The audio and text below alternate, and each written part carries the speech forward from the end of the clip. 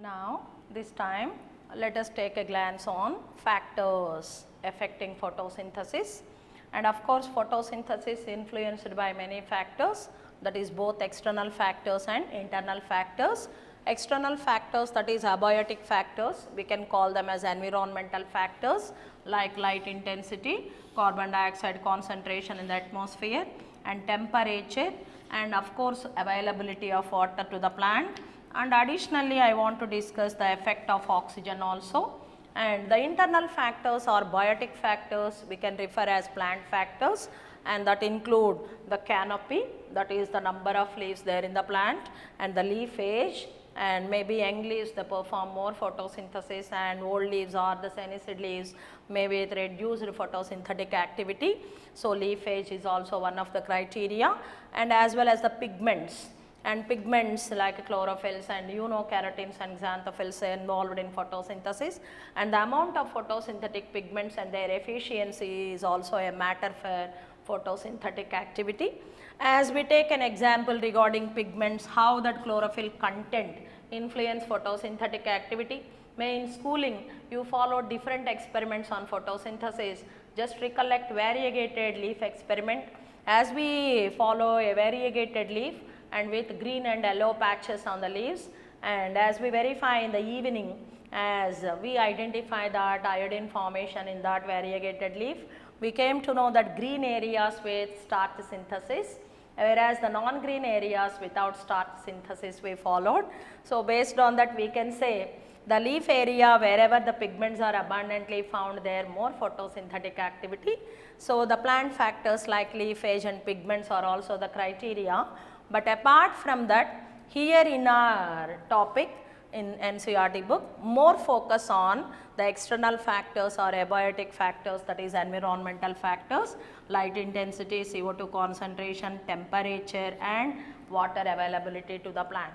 And one by one let us discuss in general. And light intensity. Of course, light intensity is a factor that is always available to the plants, and I can say that plants they do not have any complaint on lack of light availability, because only 10% of the total global radiation is enough to perform photosynthesis by all the plants in the universe. So, light is of course a factor, but may not influence that much, it is not the major factor because always available. But as we verify the quality of light, and that is intensity of light and duration of light, okay, quality and duration of light may influence photosynthetic activity. Regarding quality of light, and photosynthetic active radiation is only PAR, that is photosynthetic active radiation is only VIBGYOR, that is visible light, only in that 7 colors. But again as we differentiate that 7 colors, and blue light is more efficient and more suitable for photosynthetic activity, and then red light. So, we can say regarding quality, and maximum photosynthesis occur in blue light and red light. And as we follow duration of light, how it influence photosynthetic activity, as we recollect that Emerson's enhancement effect, and as we compare chlorella exposed to continuous light and intermittent light, and intermittent light is more favorable and increased that photosynthetic activity we followed in the experiment. So, we can say regarding duration, and instead of continuous light, if intermittent light is provided to the plants, and that cause enhancement in photosynthetic activity, and that is more suitable because the photosystems are adapted for low light and high light intensity, mean longer and shorter wavelength, PS1 for longer wavelength and PS2 for shorter wavelength. So, that accordingly as we can say that discontinuous or intermittent light is more favorable for photosynthetic activity. And regarding quality, that is blue light and red light, and in presence of such blue light and red light maximum photosynthetic activity is observed. That is about light. And now coming to CO2 concentration. And CO2 concentration, of course, the major factor that influence photosynthesis we can say, and particularly here external CO2 concentration we focus. So, external CO2 levels in the atmosphere is one of the criteria. As we know, the substrate for photosynthesis itself is carbon dioxide, The raw material itself is carbon dioxide. If more carbon dioxide is available, then more photosynthetic activity. But here, and as we focus on this particular factor and the effect of external CO2 levels on C3 plants and C4 plants separately we have to discuss. And CO2 concentration, that is external CO2 concentration in the atmosphere in C3 plants should be high and to perform efficient photosynthesis, whereas in C4 plants relatively that may be low. So, C3 plants and C4 plants, and they show their efficiency at different external CO2 concentrations. C3 plants, they require more external CO2 concentration than C4 plants. Why? What is the reason? As we recollect, C3 plants, they perform only Calvin cycle. Whatever the CO2 fixed, immediately undergo reduction. No internal CO2 levels maintained in C3 plants. Whereas in C4 plants, there is an alternate pathway for CO2 fixation. So, internal CO2 levels are always maintained in C4 plants. So, relatively even less concentration of carbon dioxide in the atmosphere may not affect immediately the photosynthetic activity in C4 plants. Okay. So, high external CO2 levels are required for C3 plants when compared to C4 plants. So, that and based on this only, nowadays we developed a concept, that is greenhouses, to increase the yield of some C3 plants like tomato and bell pepper, that is capsicum, and you know tomato botanical name lycopersicum, and bell pepper, that is capsicum, they are C3 plants. Okay. So, tomato and bell pepper are C3 plants. So, to increase the yield in tomato and bell pepper, nowadays we are maintaining higher external CO2 levels by greenhouses. Okay. So, that greenhouses, they maintain high external CO2 levels, and that may increase the yield in C3 plants like tomato and bell pepper. Whereas in case of sugarcane and maize, if the crop plants are sugarcane and maize, do we require maintenance of greenhouses? No, because as they are C4 plants, always they maintain higher CO2 levels internally by that alternate pathway, and that enhance the yield of the crop. So, photosynthetically more efficient are C4 plants, no doubt. Okay. Now, one more point in CO2 concentration I want to discuss, that is CO2 compensation point. Okay. And let us follow the concept of CO2 compensation point. It is also very, very important. CO2 compensation point. And here you follow the word compensation. And the general meaning of compensation is, and if some loss are observed by us, and if we compensate, if we pay for that, then it is a compensation. Here, what is the loss for the environment by our activity? Every time, as all living organisms, they respire, and every time we uptake oxygen from the environment and liberate carbon dioxide. So, the toxic gas levels in the environment increases and the pure gas levels decreasing. And here the compensation for such activity is photosynthesis performed by plants. During photosynthesis, plants, they uptake carbon dioxide so that they compensate and reduce the CO2 levels in the environment, and they fix and lock that carbon dioxide in the form of carbohydrate in their body, and in reverse they evolve oxygen during photosynthesis, and which is released into the environment and restore that oxygen content, which is a tremendous phenomenon maintained by plants only. Okay. So, here that compensation done by plants by photosynthetic activity. Now, let us follow compensation point, particularly CO2 compensation point is nothing but the difference between the amount of CO2 released by respiration, amount of CO2 released by respiratory activity, okay, and the amount of CO2 fixed by photosynthetic activity.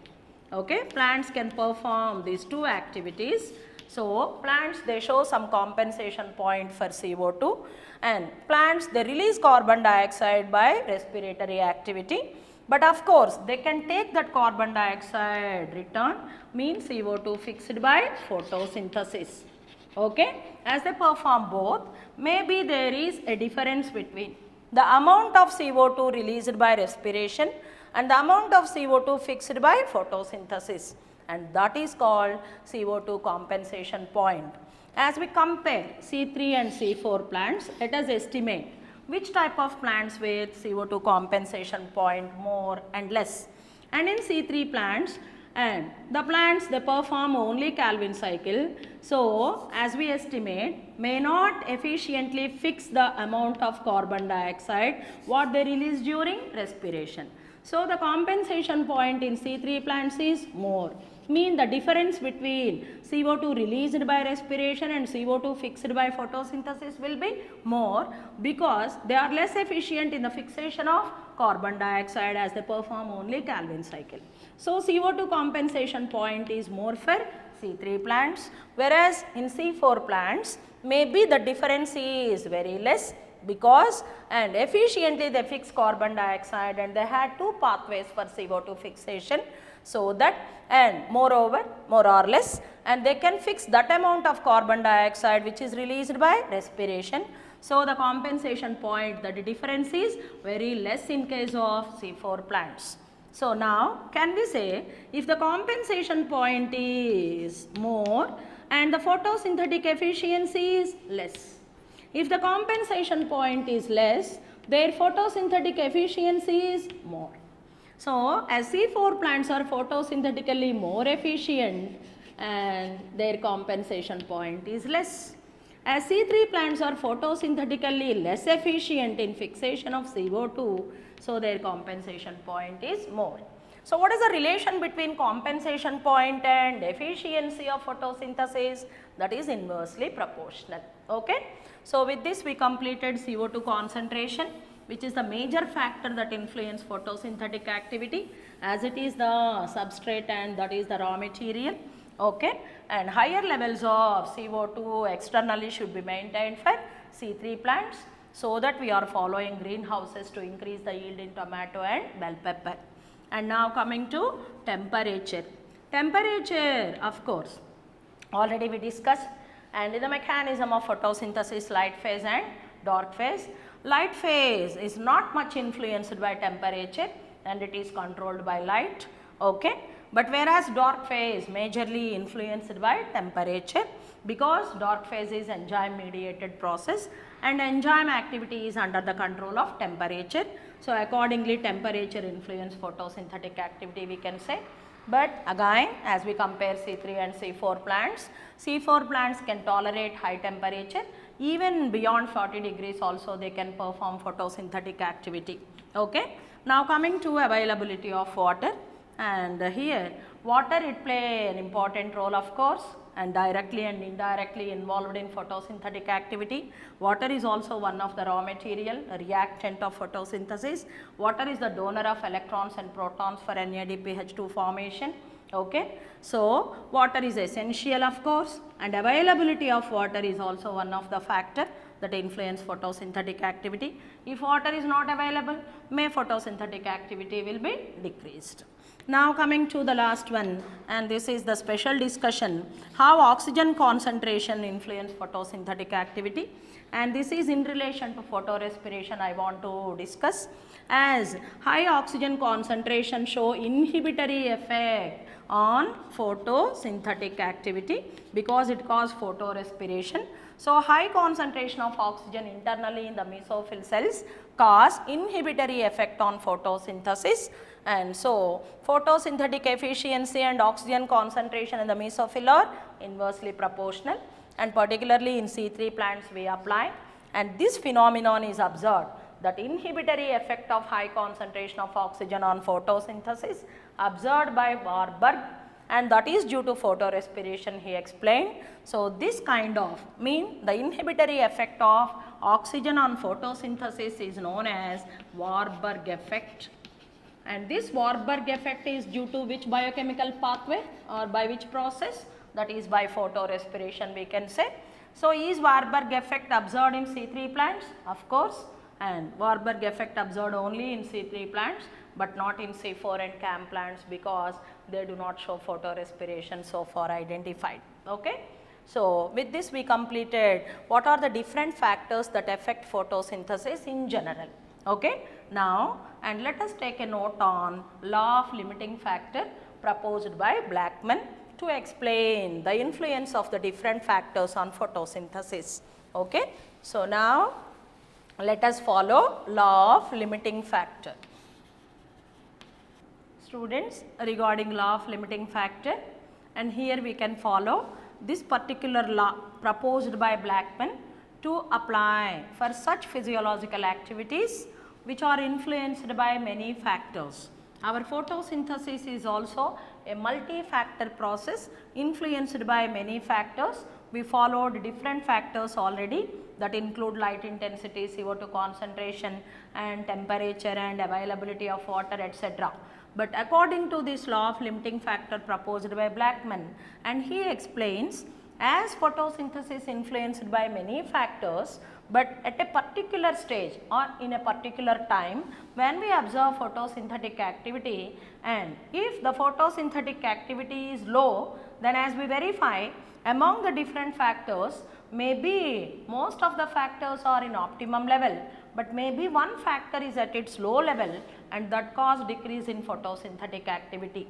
So, whatever the factor that is in low concentration or in suboptimal level, that means low level, that directly influence photosynthetic activity at that time. If we enhance the concentration of that particular factor or the level of that particular factor to optimum condition, then rate of photosynthesis also increases. And to explain that particular law of limiting factor, and here one graph is demonstrated, and here in the graph we observed photosynthetic activity and light intensity, how they are related. And here I followed three different lines A, B, C, and this is the A phase, and this indicate light intensity is very low. This is low light intensity. So, in presence of low light intensity, the rate of photosynthesis is very low. Even the other factors like CO2 concentration and availability of water and optimum temperature, all they are at their optimum level and suitable and favorable. But here light intensity is the limiting factor in this stage, and because of low light intensity even the other factors are favorable, but the photosynthetic activity is very low. So, in this particular condition, that is in A phase, light intensity is the limiting factor, and as we raise light intensity and we can enhance photosynthetic activity. Okay. Now, as we see here that this B line indicate, and here light intensity reaches to optimum level. So, photosynthetic activity increased and at its optimum, and then we observe an increased light intensity here in C phase, and now light intensity is in saturation, and at saturated levels and we maintain maximum photosynthetic activity here till another one become the limiting factor, the same case will continue. So, here in this particular graph, how light intensity act a limiting factor, they explain. Instead of light intensity we can follow CO2 concentration or availability of water also. For example, if we apply CO2 concentration in this phase, if it is CO2 concentration and CO2 concentration is very low here. So, in this phase CO2 concentration is the limiting factor. As we enhance CO2 concentration, that reaches to optimum level and then saturation. So, at B and C, CO2 concentration is not at all the limiting factor, but according to our textual graph, and we follow light intensity here, and at A phase light intensity is the limiting factor, but at B and C points light intensity is not at all the limiting factor, because already light intensity reaches to optimum and saturation levels. And this is the explanation for law of limiting factor proposed by Blackman. Okay, students. So far we discussed about the mechanism of photosynthesis and we followed significance of photosynthesis. So, according to NCERT version, we followed the essence and the main theme of photosynthesis in the previous sessions, and now we just continue the discussion of NCERT textual questions mentioned here and there in the synopsis part of NCERT textbook. And here the first question is, how can you explain that carbon dioxide was required for photosynthesis? And here we can follow that essentiality of carbon dioxide during photosynthesis by Moll's half-leaf experiment. And here we take a potted plant or a leaf simply and we insert half of the leaf into the test tube, and there in the test tube we place and is cotton soaked in potassium hydroxide solution. We take KOH solution and we soak the cotton, and the damp cotton which is soaked in potassium hydroxide solution is kept there in the test tube, and half of the leaf is inserted into the test tube and the remaining half is outside. So, and here we provided that absorption of carbon dioxide inside the test tube. So, the part of the leaf which is inserted into the test tube is not supplied with carbon dioxide, whereas the part of the leaf outside the test tube is supplied with carbon dioxide. Finally, in the evening, as we verify with starch iodide test, and that starch iodide formation is observed only in the area of the leaf which is outside the test tube, whereas in the area of the leaf which is inserted into the test tube do not show that starch iodide formation. So, that indicate starch synthesis occur in the part outer to the test tube and but not in the inner part of the leaf which is inserted into the test tube, because that potassium hydroxide solution, KOH solution, absorb that total carbon dioxide inside the test tube. So, as we do not supply carbon dioxide to the leaf, and that area do not perform photosynthesis and do not prepare food material we followed. So, we can say that carbon dioxide was essential for photosynthesis, and in the absence of carbon dioxide, as we created a situation in the test tube by KOH, and so that as carbon dioxide is not supplied to the part of the leaf, do not perform photosynthesis we demonstrated.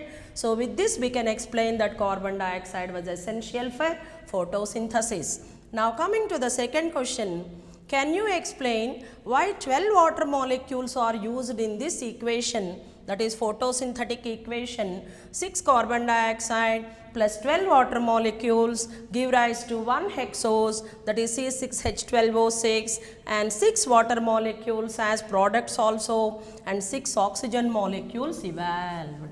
Okay. So, now let us follow why 12 water molecules here. According to the balance, chemical balance, here 6 water molecules may be enough for the synthesis of 1 molecule of hexose. But why 12 water molecules are involved as reactant in this photosynthetic equation? And we follow the reason, that is the need of assimilatory power. Based on dark phase mechanism in photosynthesis, we followed for the fixation of 6 CO2, 6 turns of Calvin cycle required. Okay, 6 turns of C3 cycle required, and for that 6 turns, 6 into 3 18 ATP molecules as well as 6 into 2 12 NADPH molecules are required. So, as 12 NADPH molecules are required for the fixation of 6 CO2 for the synthesis of 1 hexose, and you know, and already we followed the relationship between formation of NADPH molecules and the involvement of water, that is by photolysis. So, and for photolysis of 1 water molecule, we consider the formation of 1 NADPH molecule. So, for the synthesis of each NADPH molecule, we require photolysis of 1 water molecule. So, for the fixation of 6 CO2, as 12 NADPH are required, so 12 water molecule should be in the equation, and the 12 water molecule should undergo photolysis. Okay? And now coming to the third question, can you guess which is the most abundant plant pigment in the world? Okay? As you recollect the information, the main photosynthetic pigment, the universal photosynthetic pigment, that is chlorophyll A, which frame the reaction center involved in photochemical reaction. So, chlorophyll A, which is common for all photosynthetic organisms, which is the reaction center molecule, that is abundantly found in the plant kingdom. And then the next question, where are the protons and oxygen released during photolysis added? So, they are asking, and these protons and oxygen, and they are added to lumen of the thylakoid. Okay now?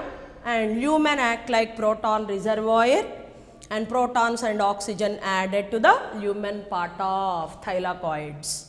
And now coming to the next question, dark reaction is a misnomer, discuss. As we follow the dark phase of photosynthesis named as dark reaction, of course it is a misnomer because dark reaction of photosynthesis occur even in the presence of sunlight and also in the absence of sunlight, that is independent of sunlight, but depend on the products of light reaction. Okay students, with this we completed the session photosynthesis. Okay, and students and from Narayana Medical Academy, all our blessings and best wishes for the forthcoming NEET examination. May this particular topic photosynthesis and we get minimum of 3 to 4 questions. May these sessions help you a lot to follow that objective orientation in NEET and to follow that synapsis part in the NCERT textbook given. Okay students, have a nice day and all the best for your exam.